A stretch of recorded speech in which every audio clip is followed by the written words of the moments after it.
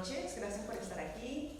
A nombre del Centro Cultural Inca Garcilaso del Ministerio de Relaciones Exteriores, agradecer su compañía y su presencia en esta importante actividad en la cual nos acompaña el doctor Pedro Libovich Pérez, en una conferencia que nos parecía muy importante tener en este año que se conmemora 100 años del fallecimiento de Ricardo Palma, y además enlazando pues esta importante vida de este ilustre peruano con una institución que además ya está en camino también de cumplir, en este caso, 200 años, nuestra Biblioteca Nacional.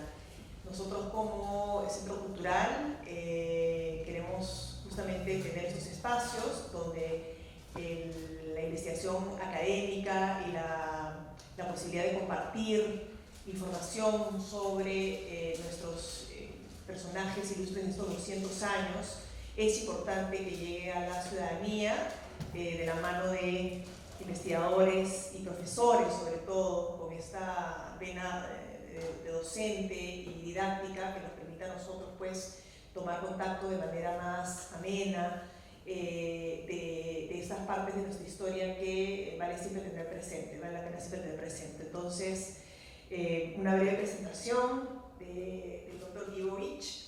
Pedro Libovich Pérez es doctor en Historia por la Universidad de Columbia de Nueva York.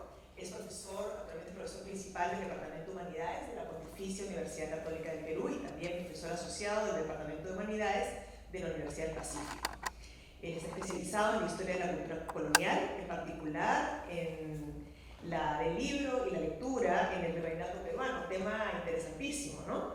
Entre sus publicaciones incluyen títulos que además son bien interesantes, ¿no? Censura, libros e Inquisición en el Perú colonial, entre 1570 y 1754, Lecturas prohibidas, la censura inquisitorial en el Perú tardío colonial y el edificio de letras, jesuitas, educación y sociedad en el Perú colonial. Este año además está prevista la aparición de un libro Imprimir en Lima colonial, Historia de documentos entre 1584 y 1750 por la editorial iberoamericana Verwer en Madrid. Entonces, con esta prolífica más producción muy relacionada a los temas que vamos a compartir, sin más, nos dejamos para disfrutar de esta presentación del doctor Libovich. Gracias. Muchas gracias. Muchas gracias a todos por venir esta noche. Esta noche quiero compartir, ¿no? Una serie de ideas en torno a Ricardo Palma en el centenario de su fallecimiento, y básicamente más que una historia institucional de Palma o más que una historia de la gestión administrativa de Palma, es ocuparnos de cuál era la idea que tenía Palma de la función que quería cumplir la Biblioteca Nacional. La antigua y rica Biblioteca del Perú fue transportada a Chile. En el último cuarto del siglo XIX han sido los libros el pan de la inteligencia, considerados como botín de guerra. Hemos retrocedido a los tiempos bárbaros del califa Omar. De esta forma, Ricardo Palma expresó a Marcelino Menéndez y Pelayo su estado de ánimo ante el saqueo del que había sido objeto la Biblioteca Nacional del Perú por la oficialidad chilena durante la ocupación de Lima entre 1881 y 1883. A continuación, Palma le refirió que el gobierno peruano había decretado la fundación de una nueva biblioteca, además de honrarle con la dirección de la misma, y agregó: el país ha acogido con entusiasmo el propósito y en menos de 15 días he recibido donativos por más de 10.000 volúmenes. En el contexto de la posguerra, con un país en ruinas y sin recursos económicos, no extraña que Palma concluyese su epístola haciendo un pedido de libros en términos que lo harían célebre. Un bibliotecario mendigo se dirige, pues, al ilustre literato para pedirle la limosna de sus obras y que avance su calidad hasta solicitar a sus esclarecidos compañeros en las academias de la historia y de la lengua, contribuya a la civilizadora fundación encomendada más que a mis modestas aptitudes, a mi entusiasmo y perseverancia. El apelativo de bibliotecario mentido le ganó fama a Palma en vida y sobre todo en la posteridad. Es conocido su trabajo no de fundación, sino de reconstrucción de la biblioteca. Muchos escritos sobre ello, en gran parte en tono encomiástico.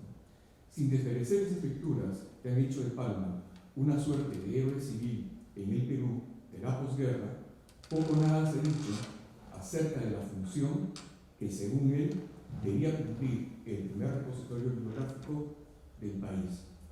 En los minutos que siguen, argumento que el rol que Palma le asignó a la Biblioteca Nacional estuvo lejos de favorecer una democratización de la lectura. Por el contrario, el escritor concebía la misión de la biblioteca en términos elitistas, un espacio para que los ciudadanos instruidos cultivaran la inteligencia.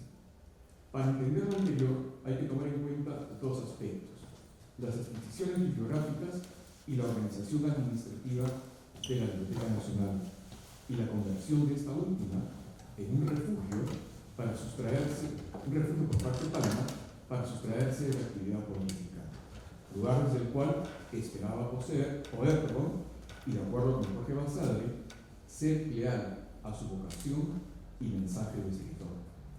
En mi opinión, la prolongada gestión de Palma como director fue posible por la ausencia de otros candidatos que contaran con experiencia administrativa en la biblioteca, así como su prestigio en la República de las Letras. El control que ejercía al interior de la institución también favoreció la larga permanencia de Palma, y como también el rol marginal de esta dentro de la estructura administrativa del Estado peruano. El escritor convertido en bibliotecario mendigo. Palma fue nombrado director de la Biblioteca Nacional el 2 de noviembre de 1883, escasos días después de la firma del Tratado de Ancón, que puso fin a la guerra con Chile. Llama la atención la prontitud con que el gobierno del general Iglesias se ocupó de un asunto relativo a la cultura, en circunstancias en que había tantos problemas que resolver. En esta situación, la preocupación por la Biblioteca Nacional se explica por una razón de naturaleza psicológica. Había que demostrar confianza y optimismo en todos los sectores de la actividad estatal para remediar la larga lista de males que afligían el país. Al enfrentarse a la desastrosa realidad y tratar de restañar las heridas, el gobierno de Iglesias debía comenzar precisamente por restablecer la administración pública, que aún se hallaba en desorden, e iniciar el periodo de reconstrucción. Varias fueron las consideraciones que pesaron para que Palma fuera nombrado director de la Biblioteca Nacional. Como hombre de letras, era acaso el único escritor peruano con un importante reconocimiento dentro y fuera del país, lo que lo convertía en la persona idónea para llevar a cabo la tarea designada. En su condición de académico correspondiente de la Academia Española de la Lengua, podía acudir a sus colegas, así como otros hombres de letras en el mundo hispánico, para lograr su cometido. Junto con las razones estrictamente académicas, las hubo también de tipo personal. Palma mantenía contacto con los dos principales miembros del gobierno de Iglesias. Manuel Antonio Barinaga, quien presidía el gabinete ministerial, había sido su compañero en las aulas del Colegio de San Carlos, y José Antonio de la Valle, que ocupaba la jefatura del Ministerio de Relaciones Exteriores, era su amigo de la infancia. Además, el presidente Iglesias y Palma eran amigos desde la juventud y se guardaban un mutuo aprecio. Las acciones iniciales de Palma al frente de la biblioteca se pueden reconstruir en detalle a partir de su copioso epistolario personal, así como de los oficios que periódicamente enviaba a sus superiores en el gobierno, en los que detallaba de manera minuciosa las acciones tomadas por la administración de la institución. Dado que esto último no es de interés para mi argumento, lo dejaré de lado para concentrarme en mi propuesta inicial, la función asignada por el escritor a la Biblioteca Nacional. En vísperas de la ocupación chilena de la capital, si hemos de dar crédito al testimonio de Manuel de Odriozola, las colecciones de libros de la Biblioteca Nacional lucían ordenadas al estar colocadas en estantes. No obstante, la biblioteca debía parecer más una suerte de depósito y museo de impresos que una institución destinada al uso de los lectores. Palma llegó a describirla como un hacinamiento de libros colocados en concierto e invadidos por la destructora polilla. Solo atendía 4 horas al día y su fondo bibliográfico estaba constituido en su gran mayoría por obras de los siglos XVI, XVII y XVIII procedentes de las bibliotecas de las órdenes religiosas. La Biblioteca Ilustrada. El 31 de octubre de 1883, pocos días después de abandonar Lima, el ejército chileno de ocupación, el director de la Biblioteca Nacional, Odriozola, redactó un informe dirigido al ministro de Justicia, Instrucción, Culto y Beneficencia, en el que le dio cuenta del estado en que encontró el local de la institución a su cargo. La descripción, bastante detallada, era más que sombría. Los libros habían sido extraídos para ser llevados a Chile. El mobiliario era casi inexistente y el local se hallaba bastante desasiado al haber sido utilizado como caballeriza por la soldadesca chilena. De los 50.000 volúmenes impresos que existían en ella, no llegan a 1.000 los que quedan esparcidos por los 5 salones que ocupan. De los manuscritos, entre los que había no pocos de los siglos XV y XVI, no se encuentra uno solo, como tampoco ninguno de los mapas de la colección geográfica escribió Odriozola. La tarea de Palma al asumir la dirección de la biblioteca era enorme. Se sirvió de diversos medios para conseguir libros, el canje, la compra, pero sobre todo por la penuria económica de la donación. También se dedicó, como mismo lo señaló, a recorrer las pulperías de la ciudad para recuperar libros y manuscritos vendidos por los soldados chilenos a los pulperos, necesitados siempre de papel para usarlo como envoltorio. Algunos manuscritos conservados en la actual Biblioteca Nacional ostentan la anotación de Palma que da cuenta de la fecha y circunstancias de su rescate. También fue posible repatriar libros desde Chile. Una de las preocupaciones centrales de Palma fue la de adquirir obras antiguas y modernas para la biblioteca. También se interesó en la adquisición de bibliotecas, que hoy llamaríamos especializadas, y de obras de especial valor histórico. Así, entre 1884 y 1898 adquirió las bibliotecas de Fernando Casós, la de Mariano Felipe Pasoldán y la de Félix Cipriano Coronel Segarra. Palma no concebía la idea de convertir la biblioteca en una institución realmente pública, orientada a todo tipo de lectores, tal como se puede leer en su extenso informe, que en marzo de 1888 dirigió a Arturo García Chávez, ministro de Justicia e Instrucción. Reconstruyamos brevemente los hechos. El 3 de marzo, la Dirección General de ese ministerio le ordenó a Palma disponer que la biblioteca atendiera al público desde las 8 hasta las 11 de la mañana y desde el mediodía hasta las 5 de la tarde. Palma presentó varias objeciones a esta orden. En primer lugar, adujo que durante la mañana no era posible atender al público, porque ese momento del día se destinaba al aseo del local. En segundo lugar, recordó que a los empleados se les adeudaba 10 meses de sueldo. Y en tercer lugar, sostuvo que llevar a cabo la limpieza durante la noche exponía a la biblioteca a un incendio debido al recalentamiento del sistema de iluminación. Palma adjuntó un extenso memorándum donde expuso con más detalle otras razones. Aparte de aludir a la falta de personal y recursos, sostuvo que ampliar la atención del público significaría fomentar la lectura de literatura no apropiada. Informó que había suspendido la publicación de la estadística mensual de los libros que se leían por honor del país, ya que de ella resultaba que de cada 10 lectores, 8 no pedían sino novelitas y versos. En consecuencia, no era deseable que el pueblo peruano fuera considerado como compuesto de gente frívola.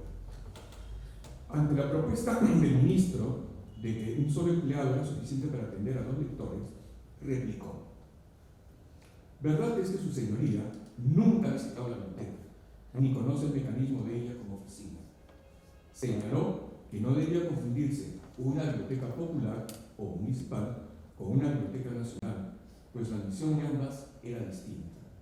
A la segunda le correspondían, por excelencia, los libros de consulta, más que los de puro entretenimiento, y precisó: la Biblioteca Nacional es más para gente seria que para la turba, no es lugar de distracción o de mal tiempo, sino de estudio y trabajo. Le expresó al ministro que a los verdaderos lectores de la biblioteca, que son muy pocos, les doy todo género de facilidades, y para ellos la biblioteca está expedita a toda hora y hasta los días festivos. A estos lectores puedo atenderlos yo solo y me complazco de ellos. Por añadidura, Palma refutó la propuesta de que la biblioteca debía ser abierta más horas. La prueba estaba, según él, en que durante el periodo de sesiones del Congreso, casi todos los que concurrían al salón de lectura emigraban al edificio parlamentario. El salón de lectura queda entonces con los 10 o 12 verdaderos lectores de biblioteca, que no piden libros insustanciales o de distracción, anotó. Más aún, el escritorio era partidario de controlar los géneros literarios que leían los jóvenes. Muchos padres de familia se me han acercado para pedirme que no permita a sus hijos leer libros inconvenientes, pero el reglamento actual no me faculta para vigilar sobre la moralidad de hijos ajenos. Se mostró dispuesto a reformar el reglamento de la biblioteca, a pesar de que no corresponde a sus fines, y se dolía que ella fuese el punto de reunión de todos los escolares que no querían ir al colegio y de gente desocupada que no tenía otro lugar donde ir a pasar el tiempo. Pocos, muy pocos, son los que concurren por amor al estudio y a la ciencia, y con el sano deseo de ilustrarse, escribió. Palma consideraba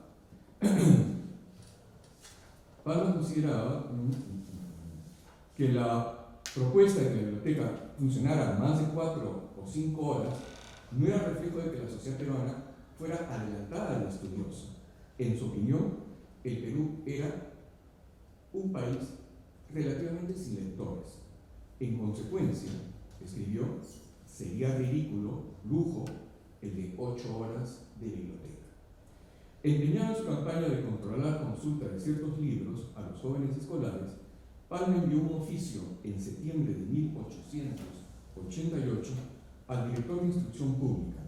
En él hizo notar cuán perjudicial podía ser el hecho de permitir a los estudiantes de colegio la lectura de novelas y otras obras que en su opinión eran inconvenientes. Y añadió que una biblioteca nacional no puede ni debe ser lugar de holgazanes y pasatiempo para niños que en vez de concurrir al colegio vician su corazón y su inteligencia devorando libros para cuya lectura no están preparados.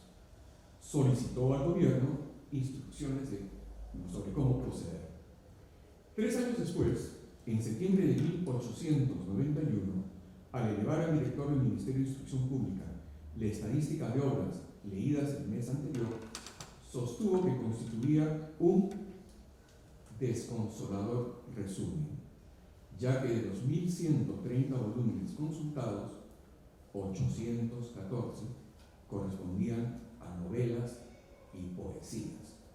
Entonces escribió: Ha casi dos años que por patriotismo he cesado de dar mensualmente publicidad en la prensa a la estadística bibliotecaria, estadística que nos exhibiría ante el mundo como un pueblo de holgazanes y pervertidos, que no otra cosa significaría la revelación de que apenas la cuarta parte de los lectores no lo son sino del libro de frívolo solaz. El propósito de todos los gobiernos en Europa y América, profesor Palma, había sido, y sería siempre, el que toda Biblioteca Nacional no fuera centro de holganza y pasatiempo, sino un verdadero templo alzado al saber humano, y en el que los hombres estudiosos encuentren acogiados elementos de provechosa consulta a la vez de conveniente ilustración para la inteligencia. La idea de Palma era que la Biblioteca Nacional no debía tener el carácter de instituciones similares dedicadas al recreo o de clubes o librerías de lectura a domicilio, cuyo caudal es de novelas y versos. La lectura de estas últimas obras no la consideraba provechosa para los estudiantes interesados en la literatura, porque no era devorando libros insustanciales y corruptores del gusto estético, a la parte del sentido moral, como se lograba sobresalir en el mundo de las letras, afirmó Palma. Y sentenció: ojalá tuviera nuestra patria menos aspirantes a literatos y más aficionados a las ciencias, a las artes, a la agricultura y a la industria, hombres de acción y de trabajo, gente seria, en fin, que no poetas y novelistas reclaman Perú. Parecería una contradicción que, siendo Palma un literato, emitir una apreciación tan negativa acerca de las obras de ficción. Lo que él pretendía era que la lectura de recreación estuviese reservada al ámbito doméstico y personal y no se ejerciera en las instituciones dependientes del Estado. En un contexto de franca recuperación económica, como lo fueron los años finales del siglo XIX, Palma parecía identificado con las ideas de progreso entonces imperantes. El progreso material y moral, parece decir el escritor, van de la mano, son desligables. En tal sentido, resulta natural que volviese a pedir al gobierno, sustentado en su deber patriótico, que se le autorizara para restringir, hasta donde estimara conveniente, la libre lectura de novelas y poesías en la Biblioteca Nacional. Dado que resultaba difícil, si no imposible, evitar que los jóvenes tuvieran acceso a obras literarias en la Biblioteca Nacional, y no era apropiado que el propio Palma se erigiera una suerte de censor, celador de los textos que eran servidos a los nobles lectores, el escritor puso su mayor empeño en lograr del gobierno la aprobación de un nuevo reglamento para la biblioteca y el archivo histórico, instituciones ambas que estaban bajo su autoridad. En el nuevo reglamento, aprobado por el gobierno el 4 de junio de 1892, los menores de 15 años no podían ser admitidos en la sala de lectura, pero se mantuvo el servicio de atención de la biblioteca en las mañanas y tardes. Palma replicó que debía funcionar tan solo en las tardes y retomó sus viejos argumentos. Si en las sociedades de Europa, donde es crecido, no de lectores que como que entre nosotros concurren a distraerse o pasar el tiempo con lecturas frívolas, sino lectores que consultan las obras en provecho de la ciencia y de las letras, solo se abren las bibliotecas durante 4 o 5 horas, ¿a qué necesidad social responde que la Biblioteca de Lima, cuyo personal de empleados es reducidísimo, se singularizase funcionando por más de 5 horas?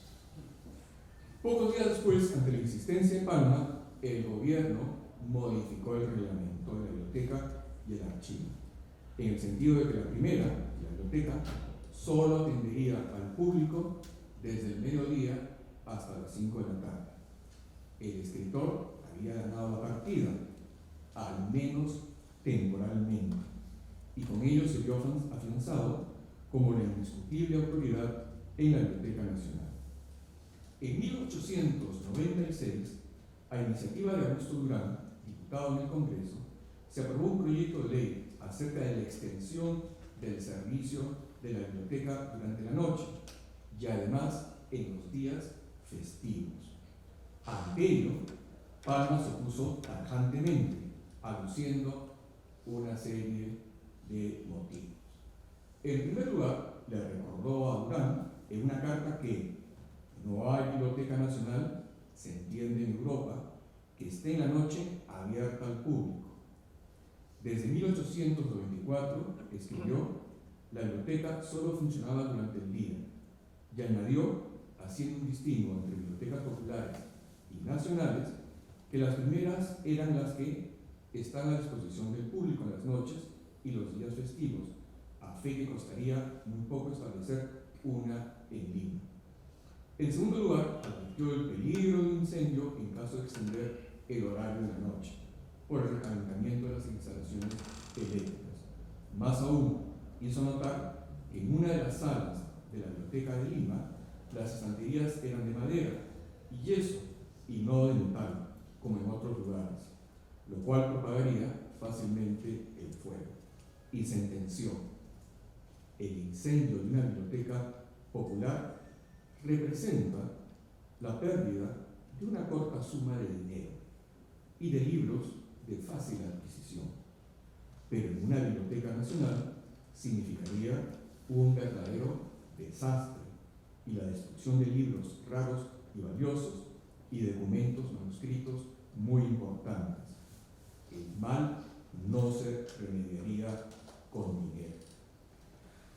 Un asunto no menos espinoso era extender el horario de funcionamiento de la biblioteca a los domingos. Con su característica sorna, Palma le manifestó a Durán que en dicha propuesta había positiva injusticia, porque, cito, Dios, con ser Dios, trabajó 6 días, como dice la Biblia, y descansó. El bibliotecario y sus subalternos serían entre todos los empleados públicos del Perú los únicos a quienes no fuese lícito santificar el domingo. Y una vez más recurrió al argumento de la naturaleza de las lecturas para fundamentar su reclamo. Si la sala de lectura de la biblioteca siempre está concurrida, ¿qué pensará usted cuando sepa que de cada 10 lectores, 8 por lo menos leen novelitas frívolas y versos insustanciales? Y para esos futuros literatos de cajetillas de cigarros se nos ha de imponer recargo de labor. Todo indica que el proyecto de Durán no se aplicó, porque no pasaron muchos años para que el gobierno insistiera en la necesidad de ampliar el horario de atención. A inicios de agosto de 1906 se ordenó atender en el horario de 8 a 10 de la noche. Una vez más, Palma estimaba inconveniente la disposición gubernativa a partir de consideraciones bastante personales. Siempre fue arraigada la convicción en mí la de que una biblioteca nacional es, ante todo, biblioteca de consulta para los hombres seriamente estudiosos y no un centro de distracción para lectores frívolos. Y añadió, no hay verdadero intelectual que en las 2 o 3 horas posteriores a la de la comida consagre la actividad de su cerebro a lectura grave. Reconocía que hubo que vencer su resistencia para lograr el horario nocturno, a pesar del peligro del incendio. En su memoria de 1911, anotó que las fallas del servicio eléctrico lo habían llevado a suspender el servicio, desapareciendo así el peligro de un desastre nacional ocasionado por el fuego. Felizmente, sostuvo Palma, la creación de una biblioteca popular nocturna bajo la vigilancia de la municipalidad puso término a una situación inconveniente para el prestigio y misión del establecimiento que dirijo. Un refugio para un escritor. Con el paso de los años, la biblioteca se convirtió para Palma en un espacio, un refugio, gracias al cual se sustraía de la política. Su nombramiento en un puesto de confianza había provenido de un gobierno provisorio, sufrido en circunstancias políticas muy difíciles. Por ello, no extraña cuando en mayo de 1884, en una carta a Antonio Dionisio Reina, embajador peruano en Quito, expresara su incertidumbre en torno a su permanencia en la dirección y la posibilidad de no lograr la inauguración de la biblioteca en julio de aquel año, como se lo había prometido al general Iglesias.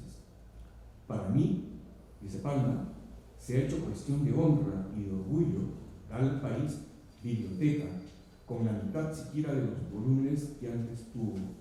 Ese será el timbre que deje a mis retornos. Ya faltan solo 2 meses para ver realizada esta antigua aspiración mía.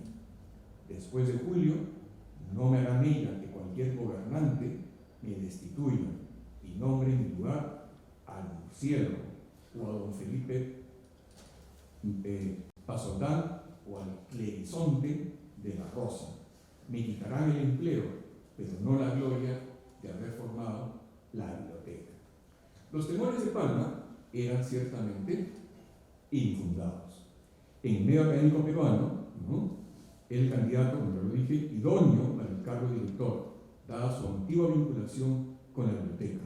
Había trabajado como amanuense en la misma durante la dirección de Francisco de Paula González Vigil y desempeñado el cargo de subdirector en la administración de Odriozola, y en tal condición había redactado la nota de protesta suscrita por este último a propósito del saqueo de la institución por la sotavesca chilena. Más aún, si bien Manuel Atanasio Fuentes, conocido como el Murciélago, Mariano Felipe Pasoldán y Manuel González de la Rosa eran reconocidos hombres de letras en el medio local, con una amplia producción intelectual, ninguno detentaba la proyección internacional de Palma, quien gozaba de una bien asentada fama entre los académicos de habla española.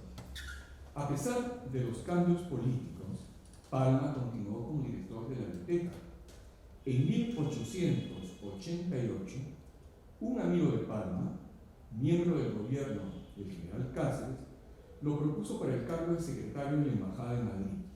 Sin embargo, Palma no aceptó por considerarse de los no próximos a dicho gobierno. En una carta al historiador mexicano Vicente Riva Palacio, le confesó: fui muy amigo personal del general Iglesias y por esas circunstancias se me trata con frialdad, y reiteró su vocación de seguir trabajando en la biblioteca y permanecer al margen de la política. Alejado como vivo de la política militante, ocupándome solo de servir a mi patria en la formación de la Biblioteca Nacional, no quiero ni me conviene posición en la que tenga que estar en relación inmediata con los hombres de poder. Años más tarde, en 1896, en una carta al escritor y periodista mexicano Victoriano Agüeros, le confesó las razones de su alejamiento de la política peruana y del periodismo, siempre en clave jocosa. La política es una hoguera en la que no se abraza, se chamusca, por lo menos. Le recordó que en sus años juveniles, cuando ejercía de periodista de oposición, fue víctima de encarcelamiento y persecución. Hoy, prosiguió, desencantado de la política, vivo solo para las letras. Los redentores políticos y sociales están condenados a la crucifixión. Y concluyó con una sentencia: no es ya envidiable la misión de Cristo. Numerosas fueron las oportunidades en las que Palma expresó que sus ocupaciones al frente de la Biblioteca Nacional le permitían sustraerse del trabajo de la política, y no dejó pasar la oportunidad para recomendar a otros su experiencia personal. Así, en una carta a Francisco Gavidia, director de la Biblioteca Nacional de El Salvador, le dijo: 17 años llevo al frente de la Biblioteca Nacional del Perú y cada día estoy más apasionado de mi hija literaria y más alejado de los partidos y de las voluntades. Vivo como San Gilando en el cielo, que ni Dios hace caso de San Gilando ni San Gilando de Dios. Ni los gobiernos se acuerdan de mí, ni yo de los gobiernos. Aunque Palma en sus cartas personales y en los oficios dirigidos al gobierno se quejó una y otra vez de la falta de presupuesto, la indiferencia hacia su labor y la precariedad de su estado de salud, persistió en el cargo de director de la Biblioteca Nacional. Su despacho se convirtió en una suerte de lugar de peregrinaje, o destino de peregrinaje, para la mayoría de los hombres de letras a su paso por Lima. El escritor lo recibía con su tradicional bondad y generosidad, pero ese despacho fue también el centro desde el cual tejió y mantuvo una extensa red de corresponsales a lo largo y ancho de la República de las Letras Novohispanas. Palma se mantuvo como director de la Biblioteca Nacional durante 29 años, una condición inusual en un país como el Perú, en el que quienes ostentan cargos públicos suelen durar poco en ellos. ¿Cómo explicar tan dilatada permanencia? De un lado, creo yo, el desinterés del Estado hacia la Biblioteca Nacional mantuvo siempre la institución en una situación de precariedad económica, lo que la hacía poco atractivo para potenciales candidatos a dirigir. Los hombres de Estado, que es conocido, nunca han comprendido y siguen sin comprender la importancia de una institución de tal naturaleza en la promoción de la cultura entre los ciudadanos, así como en la preservación y el estudio del patrimonio documental y bibliográfico. En el organigrama del Estado, la biblioteca era una institución, digamos, casi marginal, y su director difícilmente podía sustraerse a esa condición, aun cuando gozara de enorme prestigio intelectual. De otro lado, desde 1883, Palma se cuidó de reservar para sí el control y administración de la biblioteca. El decreto de nombramiento de director, dado por el general Iglesias, le confirió plena autoridad sobre el personal y era competencia del director proponerlos al Estado. Tal disposición fue renovada por los sucesivos gobiernos. Nadie podía ser empleado en la biblioteca sin el visto bueno de su director. Palma y su familia, como lo hicieron sus antecesores en el cargo, habitaban un departamento en el local de la biblioteca, de modo que no resulta extraño que sintiera a la misma no solo como un refugio, sino también como una extensión de su dominio doméstico y patrimonial. El escritor debía ver como suyos los fondos de la Biblioteca Nacional como una extensión de su colección personal. Esto explica que se permitiera hacer anotaciones en libros y manuscritos y que incluso hiciera un uso intensivo y privado de alguno de ellos, prácticas que fueron mordazmente cuestionadas por Manuel González Prada, su sucesor en el cargo de director y su rival literario y político. A modo de conclusión, en el contexto posterior a la guerra de 1879-83, destaca la figura de Palma, político, ensayista, periodista, dramaturgo, poeta e historiador aficionado. El escritor limeño tuvo como pocos una enorme gravitación en la vida cultural de la capital y del país. Cuando en 1883 el gobierno del general Iglesias le encargó la reconstrucción de la Biblioteca Nacional, tuvo en consideración su prestigio intelectual, pero también su nombraría en la República de las Letras en lengua española. Muchos escritos sobre la labor de Palma al frente de la Biblioteca Nacional, pero poco o nada se ha dicho acerca de la función que según Palma debía tener dicha institución. Como se ha visto, Palma concebía la misión de la biblioteca en términos, diríamos, algo elitista, un espacio para el cultivo de la inteligencia por los ciudadanos instruidos. Para lograr su cometido, el escritor no solo se propuso adquirir grandes lotes de libros, sino también hacer acopio de un corpus de valiosas fuentes impresas y manuscritos de interés para los estudiosos. Asimismo, emitió diversas exposiciones para evitar que la biblioteca fuera un espacio de recreación y se convirtiera en un centro de investigación y estudio.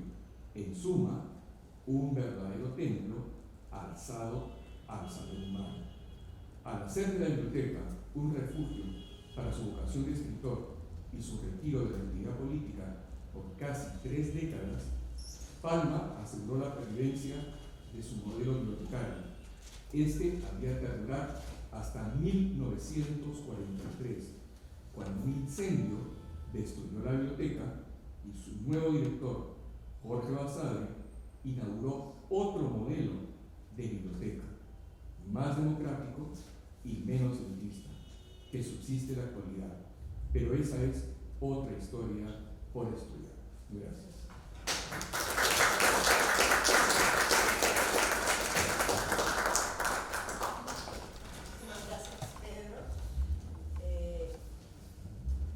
Como siempre hacemos en este tipo de espacios del Centro Cultural, tras el agradecimiento de la presentación magistral del Dr. Gigovich, en este caso damos un poquito de espacio para público si es que hubiera alguna pregunta que quisiera realizar en relación a la presentación, ¿no? Al tema de la presentación.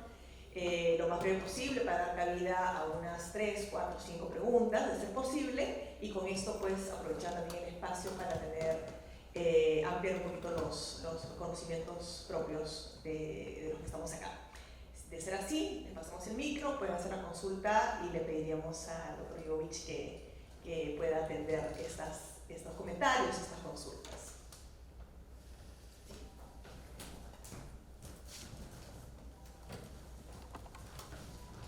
Doctor Gigovich, buenas noches.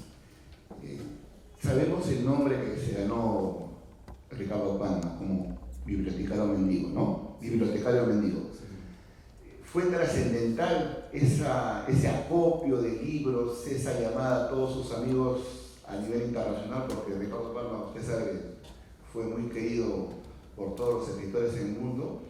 Fue trascendental el acopio de libros que hizo Ricardo Palma para haberse ganado ese nombre, doctor. Bueno, en verdad, gracias. En verdad, Palma, pues a partir de la correspondencia publicada en inédita, se ve que Palma apeló mucho a sus conocidos, contactos de la academia, del mundo académico, para adquirir libros, ¿no? Vía donativo, vía compra. En la Biblioteca Nacional se conservan en 5 volúmenes la correspondencia de Palma de los 5 primeros años de la administración. Y es bien interesante porque durante esos 5 primeros años él tenía un librero, contaba con un libro en Madrid, en este momento se me escapa el nombre, que era que periódicamente le informaba de las novedades bibliográficas, ¿no? Entonces, parte de los libros llegaron a la biblioteca, ¿no? Gracias a la compra, porque el gobierno asignó una pequeña partida de dinero, pero muchos llegaron gracias a donativos, ¿no?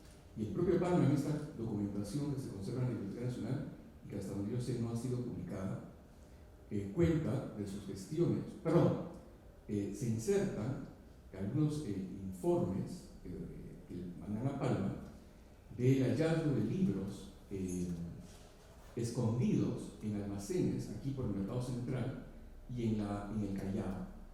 Entonces, el saqueo de la Biblioteca Nacional y la extracción que hizo no solo fue obra de los soldados chilenos, sino que un sector de la población, aprovechando la confusión y el desorden, también hizo acopio de libros, ¿no?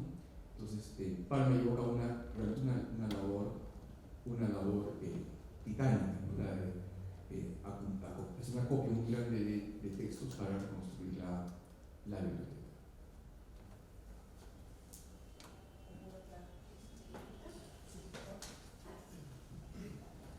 Buenas noches. Doctor, una consulta.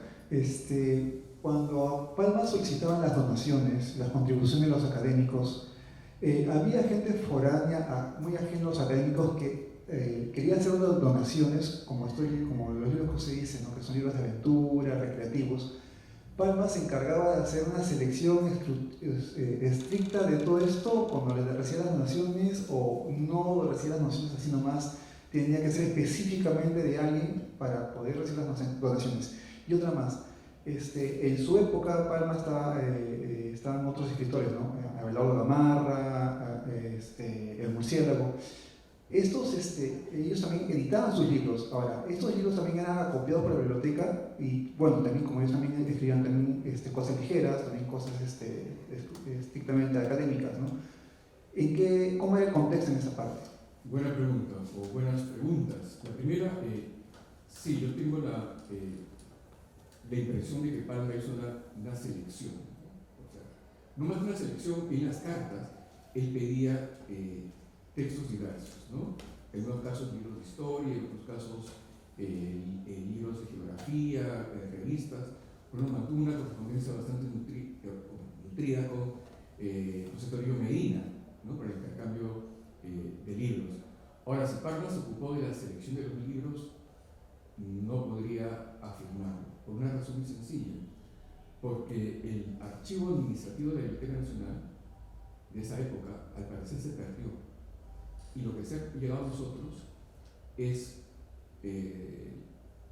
parte de la documentación, ¿no? Hace 2 años, el año pasado, perdón, yo di una charla aquí en la Biblioteca Nacional sobre la fundación de la Biblioteca Nacional e hice una pregunta sencilla: ¿dónde está la documentación anterior al incendio de 1943?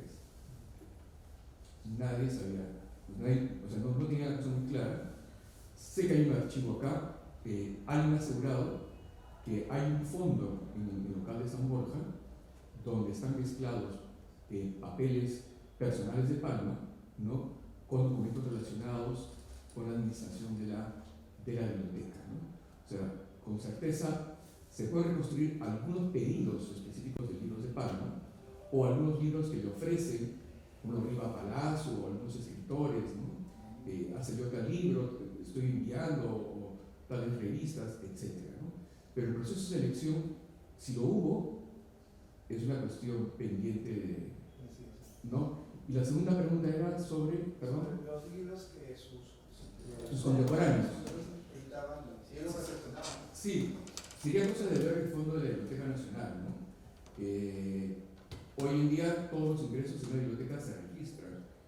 Yo no sé si en la época se registraba, ¿no? De repente hay manera de hacer un seguimiento, ¿no? A partir de los mismos ejemplares, ¿no? Entonces es una labor interesante, ¿no? Entonces, un tema pendiente de investigar, o muchos temas pendientes de investigar relacionados con la historia de la Biblioteca Nacional. Sí, Pedro, yo tenía una curiosidad, ¿verdad? Y quizás una preocupación literaria, pero lo que me llama la atención esta insistencia de Ricardo Palma en cuestionar el estatus, por ejemplo, de las novelitas, ¿no? Que además, y bueno, de las poesías, los versos insustanciales. No satánicos. No, lo menciono porque desde la época un poco del nacimiento de la novela moderna, en torno, por ejemplo, a la publicación del Quijote, digamos, el mundo hispánico al menos, también, ¿no? Los académicos tenían una preocupación, ¿no? Por cierto tipo de ficción que en verdad proveía malos ejemplos, ¿no? Claro, nos podemos remontar a Platón, porque Platón también pues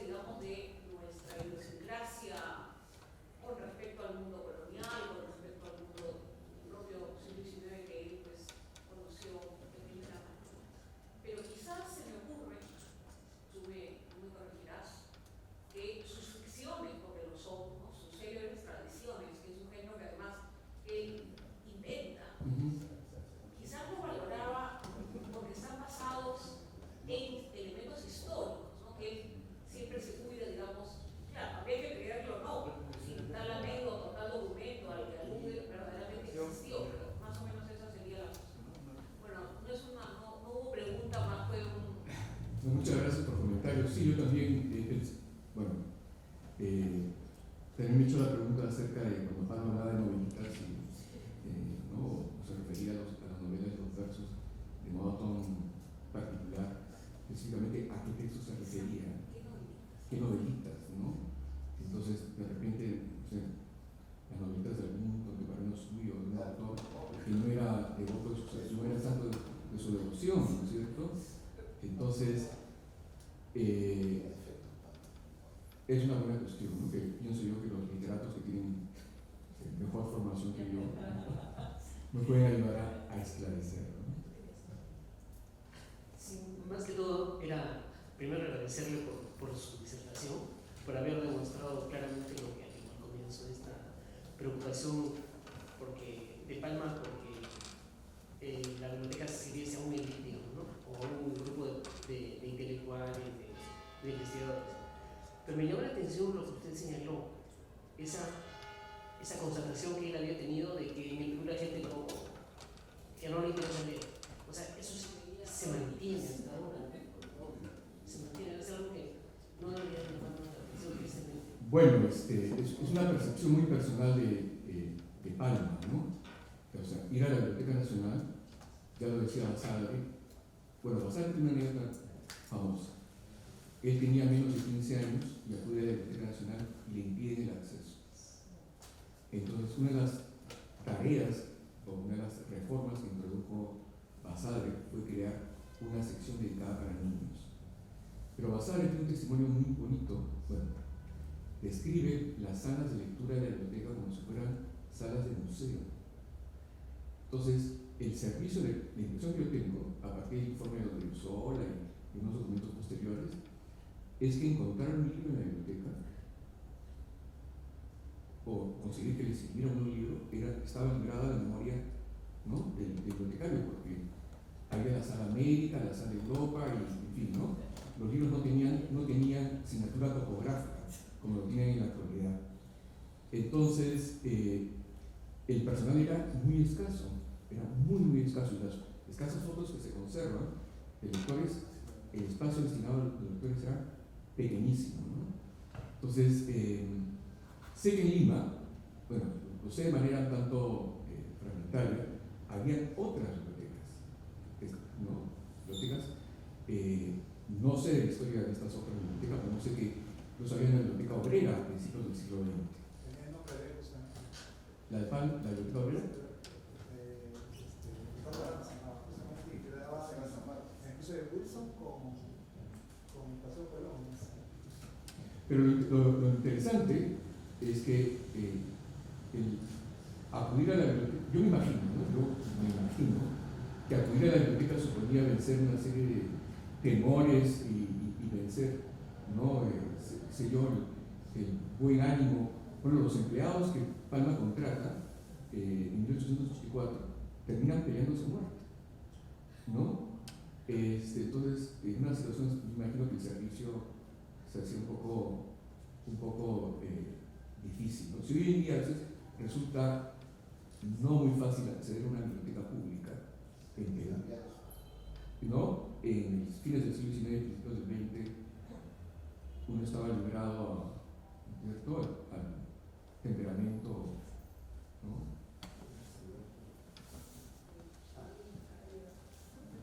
Ante todo, buenas noches, profesor, ¿no? Y agradeciendo la respuesta. Quisiera que usted me brindara dos opiniones. Primero, acerca de la relación de don Ricardo Palma con Manuel González Prada, ¿no? Uno de sus críticos respecto a su administración en la biblioteca, y segundo, ¿qué visión tiene usted, digamos, con respecto a la biblioteca actual, el presente, y la visión hacia el bicentenario, ¿no? ¿Qué tanto ha mejorado la biblioteca, ¿no? Eso es otra conferencia. No, pero brevemente, muchas gracias por las preguntas. El informe, bueno, González Prada y Palma eran rivales personales y rivales políticos, ¿no? Palma era partidario de Piérola, ¿no es cierto? Entonces, cuando renuncia Palma en el año 12, a raíz de un problema que hay con el gobierno de Leguía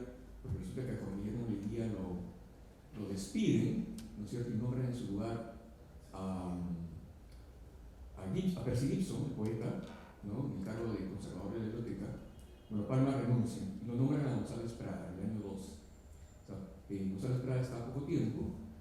No sé qué hizo González Prada al frente de la Biblioteca Nacional, es un enigma, pero sí se apresura en publicar un informe sobre el estado que encuentra la Biblioteca Nacional, ¿no?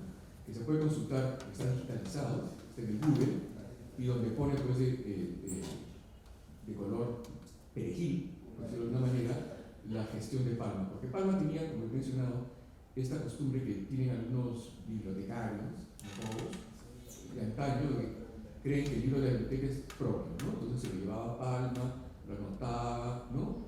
Lo mutilaba, hacía lo que hacía. Entonces González Prada se dio el trabajo de llamar la atención sobre eso. Y en lo que se refiere al servicio de la Biblioteca Nacional actual, creo que ha avanzado bastante, ¿no? Se ha modernizado bastante y bueno, tengo la ventaja que vivo relativamente cerca, ¿no? Entonces el servicio es bastante bueno, ¿no? Y han digitalizado un gran elenco de textos coloniales, que es una maravilla la calidad de la digitalización, ¿no? El fondo antiguo que tienen, y siguen trabajando, ¿no? Están trabajando en la catalogación del fondo de manuscritos. Entonces creo que hay toda una generación en la Biblioteca Nacional, en la actual Biblioteca Nacional, que están muy comprometidos con la labor de lo que debe ser la biblioteca, ¿no? Fundamentalmente un servicio, ¿no? Debe ser la convivencia, ¿no? Entre la Biblioteca Nacional de San Borja y la Biblioteca Pública de Limaca, ¿no? Se complementan también, ¿no? ¿Alguien más? ¿Algún comentario? Una pequeña curiosidad. Felicitaciones por la ponencia. Muy clara, mi curiosidad es más sobre los 100 años de Ricardo Palma. El otro día tuve oportunidad de estar en el UDEP, el Centro Cultural de la Universidad de Piura, y entre un evento se presentó debe ser un nieto de Ricardo Palma, y anunció con bombos, pero con mucho hermetismo, de que iba a celebrar, iba a haber sorpresas y qué sé yo, por los 100 años, pero no dijo nada. Entonces, no sé si por casualidad usted sabe algo que se está planeando, porque creo que es una fecha importante por los 100 años de Ricardo Palma, ¿no? La persona que tiene pues, sí, la mucho... segunda semana de octubre hay un megacongreso internacional, creo que organizado por la Universidad Católica, no, varias instituciones. de la familia, parece que algo... No, de la familia no sabría decirle, pero sí hay un congreso internacional la semana del 15-16 de octubre, ¿no? Entonces, un lanzamiento local, de repente de editores. No sé. No sé cuál es el estado actual. No sabría decir. Imagino que eso. Sí, seguramente. Bueno, hemos pasado entonces una hora completa aquí tras la disertación del doctor Guiovich y diversas interesantes preguntas. Les agradecemos nuevamente, no sin antes aprovechar también como Centro Cultural para informarles de las actividades que tenemos en los siguientes días y actualmente en nuestras salas de exhibición. Por si acaso, nuestro horario es un horario bastante accesible para el público.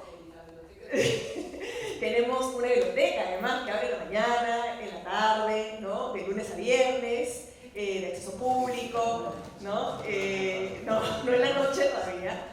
Y las galerías están abiertas de martes a domingo, de martes a viernes desde las 10 de la mañana hasta las 8 de la noche, lo cual es un bastante buen horario para que uno pueda visitar tras salir del trabajo, y los sábados y domingos de 10 de la mañana hasta las 6 de la tarde. Pero los últimos viernes de cada mes, como sucede con este día viernes en particular, estamos iniciando los viernes de atención extendida, los últimos viernes de cada mes, con una diversidad de actividades en las galerías. En algunos casos van a haber conciertos, en otros casos van a haber ciclos de cine. En este caso en particular van a estar acompañándonos desde las 6:30 de la tarde hasta las 9:30 de la noche. Los gestores y artistas y curadores de las diversas exposiciones que tenemos actualmente, que son 3 exposiciones fotográficas, 2 sobre Lima, una sobre Lima antigua, otra sobre nuestra Lima de todas las sangres, y otra exposición sobre el Posuso, también de una fotógrafa peruana, y una exposición de Armando Williams que está en el primer piso. Entonces las galerías están abiertas hasta esa hora y con esta participación de visitas guiadas de los propios artistas, curadores y gestores de los proyectos. Así que los esperamos, por favor síganos en las redes sociales, estamos en Facebook, en Instagram, en Twitter, como c.c.ingagarcilaso, y también en nuestra página web que tiene un calendario. Entonces el día que ustedes tienen con algo de tiempo para disfrutar de los espacios culturales, pongan el día y sabrán qué actividades tenemos en ese momento. Así que les agradecemos nuevamente, nos esperamos ver en cualquiera otra de las actividades. Sí.